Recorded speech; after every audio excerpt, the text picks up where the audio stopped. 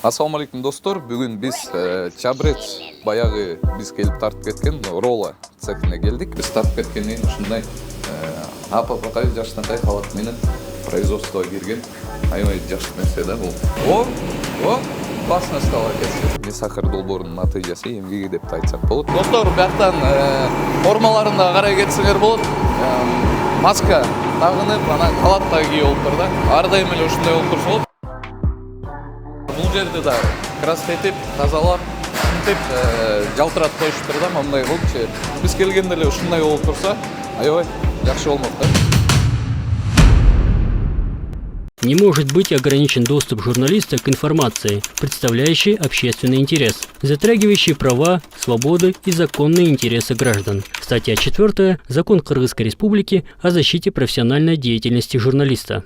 Ассаламу алейкум достор, бүгін біз Чабрец баяғы біз келіп тартып кеткен Рола цехіне келдік. Бұл жақтан не сахар долборынан кейін, не сахар долборының натыйжасы емгеге деп айтсақ болады. Анан için ремонт қылышып тұр. Анан сіздерге бір сыра чағылдырып берелік дедік. Анан бұл жақта Сергей Байкевич күтіп тұрды бізде. Здравствуйте. Здравствуйте. Здравствуйте. Можете рассказывать, что делали, как здесь, делали? что я могу сказать, здесь у нас первый цех по производству фабрики мучных изделий. Первый цех, который у нас на производстве мы начали делать. И вот мы хотим вам показать этот цех, что мы сделали за вот этот кратчайший срок. И можем вам показать, что наше предприятие, наша компания не стоит на одном месте. Мы модернизируем свои новые цеха, которые сейчас мы можем вам показать. Не деп тұрлы туғандар, бұл жақта башқача жазылып тұрған молчы. Вот и Саламатсыз.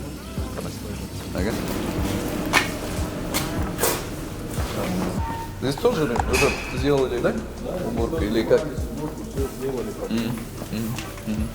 Ну, в кратчайшие сроки почти за 1,5 недели. За 1,5 недели. Да. Халаты. Туғандар ұшыл халаттарды айой көп сұрайыз, анан шынтып біз тартып кеткеннен ұшындай апа-пақай жаштанқай халат менен производствоға кірген айой жақсы нәрсе да бұл. Бүт ешкерлердің барына ардайым қайралам, ұшындай халат бахила чепчик менен кіріп, için красный зона болып қойш керек да. Тамағаш жазалып қойды. Здесь все покрасили, да? Здесь все побелено, накрашено, все написано. Соңғы достар. Самый первый цех в нашем производстве, который мы запустили, начали отсюда мы и работать. Он у нас 2003 года. Сейчас мы его будем переносить на новую территорию. Туғандар, анан бұл жерлерден бері байқасам, ол жақтың барын тек бұлар тазалап, сырдап, анан аракет қылышып тұр. Ошол жанағы болып отқан жана сырость, көгөрүп кеткен жерлер бар болчу, ошонун барын алышып тұр. Анан да бир нерсе байкадым да жүрсөм. Ура, все покрасили, да? Сейчас оттуда покажем. Нормально? Onun барын сырдаштыр, да? Все покрасили. Сейчас с той стороны покажем. Да, а вот эти? Это, честно, мы их зачищали, зачистили, все как положено, сделали. Все, это их рабочий вид. А этот, по чистоте кто отвечает у вас? Здесь? Да. По чистоте, говорю, вот этого производства вы отвечаете. Это вас как зовут? Павел. Павел. Павел, да? Да. Павел, вы можете обещать нашим зрителям то, что будет вот такая постоянная чистота у вас? Конечно, обязательно. Будем всегда поддерживать чистоту, чтобы всегда было чисто, чтобы люди знали, что здесь будет всегда чисто и нормально будет всегда. Если что, я вернусь в любое Конечно, время. в любое время будем ждать вас. Да? Все, хорошо. Здесь у нас прошли побелочные работы. Прошла покраска, побелочные работы, все, зачистка от плесени, от паутины, все поубирали. Здесь санитарные книжки у нас все это есть, все прошли медосмотр. Все девочки Формы купили, да? Форма и была у нас. Девочки работают в формах, работают в перчаточках, все требует у нас. Ну вот немножко хорошо стало. Ну, за это время, да, мы провели очень большую работу. Очень большую работу, что мы провели в этом цехе.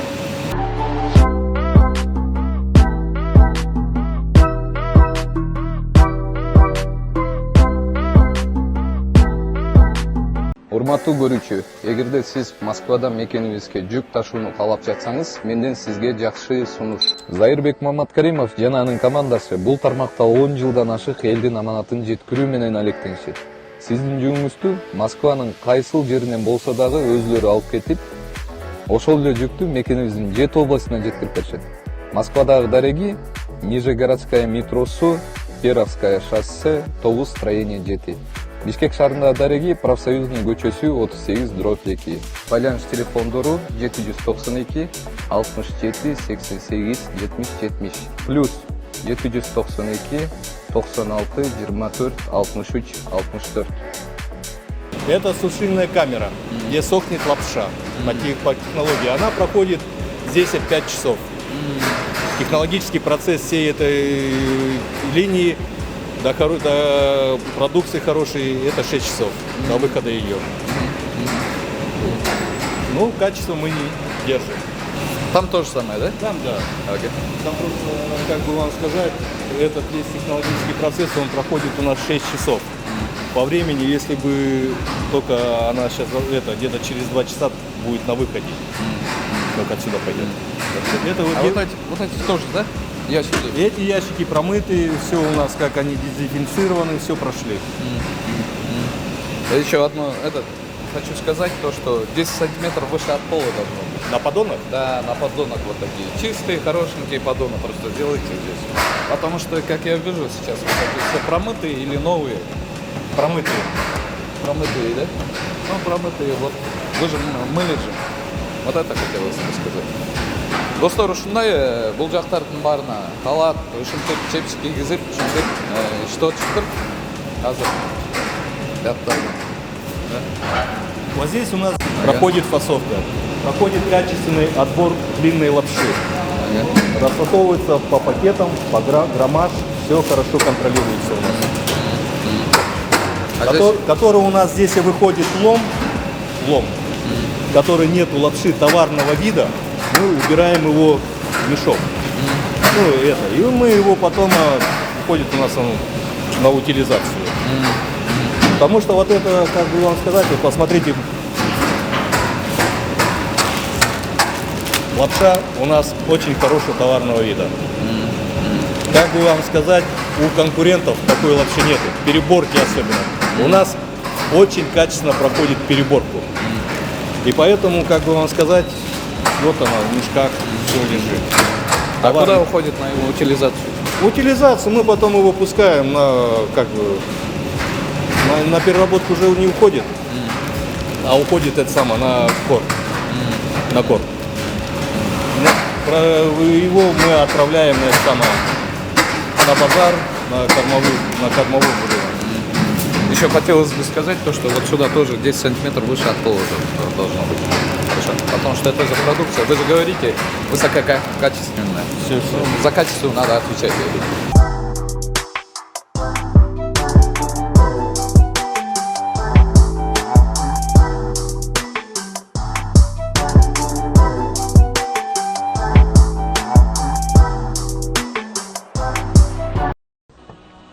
Урматтуу Москва шаарында мекендештер, эгерде сиздерге Казакстанга кирди чыкты жасоо керек болуп жатса, ишенимдүү адамды сунуштайм. Абдулазиз тажрыйбасы мыкты, ишенимдүү айдоочу. Ошондой эле сизди кара тизмеде барсызбы, жоксузбу, аксыз текшерип берет. Турган номерлерге байланышсаңыздар болот.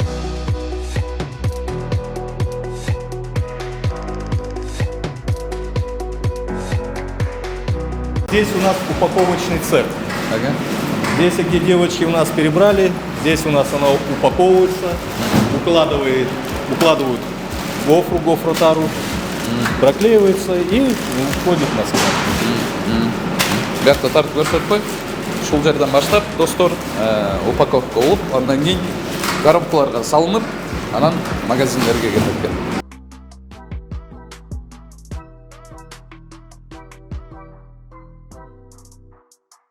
көрүүчүлөрүбүзгө кызык болуш керек. Кантип ушундай упаковка болот. А вот как наклейка вот, А, кстати, я же вас знаю уже. Как у вас дела? Нормально?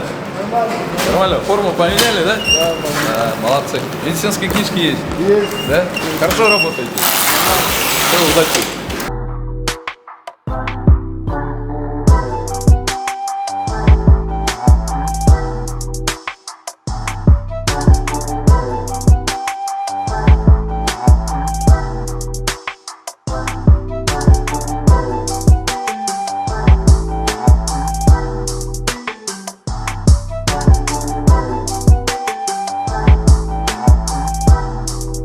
Тугандар азыр бул жакта айтат тигил дагы бир цех бар дейт, башка цехти айтып атасызбы? Да, сейчас мы хотим вам показать свои новые цеха, которые сейчас мы производим на очень современном оборудовании, который сейчас находится в данный момент у нас в Кыргызстане.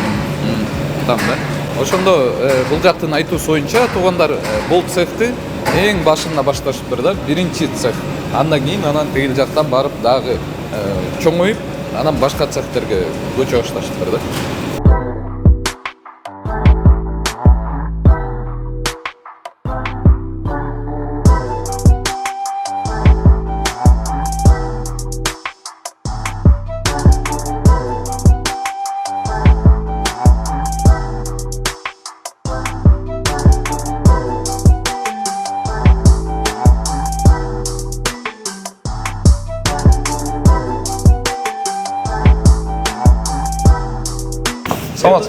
Это наша лаборатория. Это самое, отбираем качественный отбор зерна. И когда оно проходит у нас уже все параметры по показателям, тогда мы только начинаем.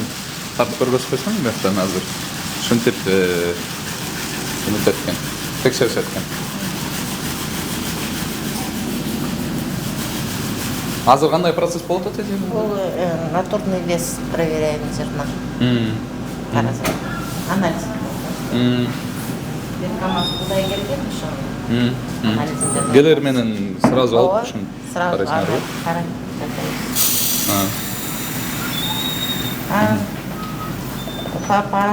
Параметрам карап эсе жакшы болсо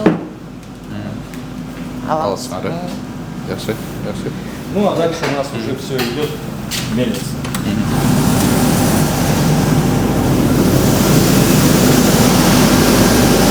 Эта мельница, у нас производительность 220 тонн зерна в сутки. Мы выпускаем здесь 3 вида муки. Это у нас первый сорт, высший сорт и второй сорт. Первый сорт мы выпускаем на продажу, мы тоже выпускаем продажную муку под фирмой «Казахстан». И в основном мы выпускаем муку по цехам. Это на макароны. Сколько тонн сказали? 220 тонн зерна в сутки перерабатываем. В основном мы зерно сейчас перерабатываем российского производства. Поступление идет только с России.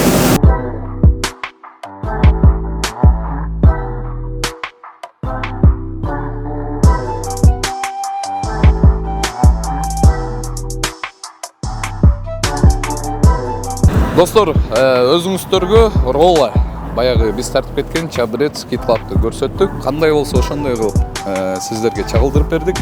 Баягыдай эле туугандар өз багыңыздарды өзүңүздөр бересиздер.